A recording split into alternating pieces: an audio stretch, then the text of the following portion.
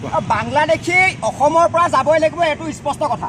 ইয়াত কোনোবা ছয়ত এই হামিদা আহিব, কোনোবা মাদানী আহিব, সিহঁতৰ বাপেকৰ এখন অসম নহয়।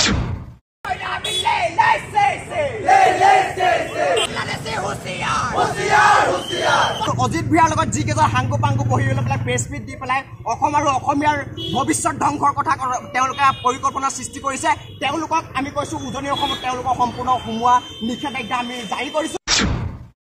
বাংলাদেশী অসমৰ পৰা যাবই লাগিব, এইটো স্পষ্ট কথা।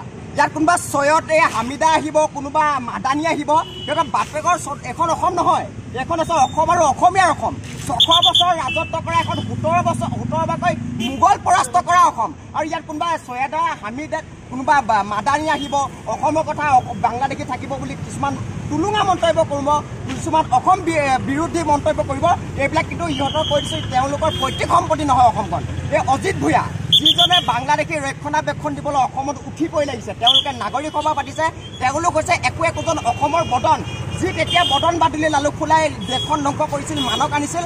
এই কিন্তু অজিত ভূঞা আৰু কেইজনমান তেওঁৰ লগত সাংগু পাংগু গোট খাই সমগ্ৰ অসমৰ পৰিস্থিতিৰ বেয়া দিশলৈ লৈ গৈছে। ইয়াৰ কাৰণে যদি কাইলৈ নহ'বলগীয়া অসমত পৰিস্থিতি হয়, কিবা যদি অসমীয়া যুৱকে নঘটিবলগীয়া পৰিস্থিতি কেতিয়াবা ঘটাই দিয়ে, তেতিয়াহ'লে ইয়াৰ কাৰণে দায়ী হ'ব অজিত ভূঞাৰ নিচিনা বদন, ইয়াৰ কাৰণে দায়ী হ'ব নাগৰিক সমাজ।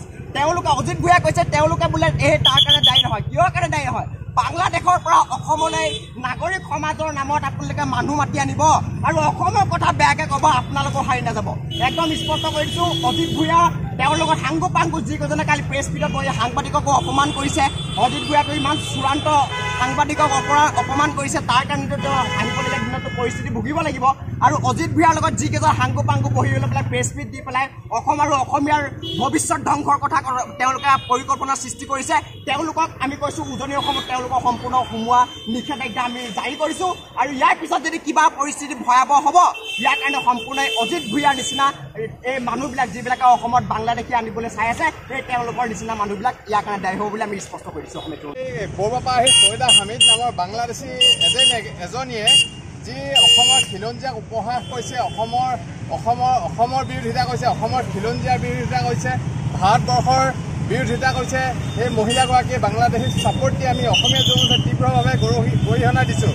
আৰু আমি স্পষ্টকৈ কৈছোঁ, অসমীয়া যুৱ মঞ্চই এই যিগৰাকী মহিলাই বাংলাদেশী ছাপোৰ্ট দিছে, ছয়দা হামিদ নামৰ মহিলাগৰাকীক অসমৰ মুখ্যমন্ত্ৰী ডাঙৰীয়াই ৰাষ্ট্ৰীয় নিৰাপত্তা আইনৰ অধীনত অতি সোনকালে গ্ৰেপ্তাৰ কৰক। আমি আজি অসম আন্দোলনৰ বাংলাদেশীৰ কাৰণে আজি ইমান ডাঙৰ অসম আন্দোলন হ'ল, 860জন অসমীয়া যুৱক শ্বহীদ হ'ল, কিমান যুৱক পংগু হ'ল, কত আই মাতৃৰ বুকু সুদা হ'ল। আৰু বাংলাদেশীৰ বাবে সেইদিনা তাৰ আন্দোলন হ'ল, 5জন অসমীয়া যুৱক শ্বহীদ হ'ল। সেই ক'ৰবাৰ পৰা আহি এই মহিলাগৰাকী যি বাংলাদেশীক ছাপোৰ্ট কৰি টুলুঙা মন্তব্য দিছে, আমি অসমীয়া যুৱ মঞ্চই কেতিয়াও সহ্য নকৰোঁ। আৰু স্পষ্টকৈ কৈছোঁ, ভৱিষ্যতে যদি ছয়দা হামিদ নামৰ মহিলাগৰাকীয়ে অসমলৈ আহিবলৈ হয়, আমি তেওঁৰ অৱস্থা বেয়া কৰি দিম। আৰু ছয়দা হামিদক যি নাগৰিক সমাজে উদ্যোগ লৈ মাতিছিলে, এই নাগৰিক সমাজক আমি গৰিহণা দিছোঁ। আৰু ইয়াৰ মূল উদ্যোক্তা যি অজিত ভূঞা ডাঙৰীয়াই অসমৰ বাংলাদেশী সমৰ্থকগৰাকীক আনিছে। আৰু অজিত ভূঞা ডাঙৰীয়াও এজন বাংলাদেশী সমৰ্থক, তেওঁ অসমৰ ৰাইজৰ ওচৰত অতি সোনকালে ক্ষমা খোজক।